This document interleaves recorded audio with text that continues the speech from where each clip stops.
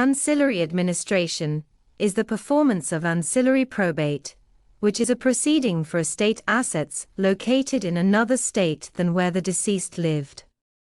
Each state has its own property laws, so administrators of estates must have a probate proceeding in each state that assets are located in a will. Ancillary administration, sometimes also called supplementary administration, becomes necessary when the decedent owns property, or perhaps even business holdings in a different state than the one in which he or she resides. For example, if a person resides in Texas, primary probate would occur in the state of Texas. If that person owns a property that is located in another state, ancillary administration would occur in that state. This supplemental administration is necessary because the laws of probate differ from state to state.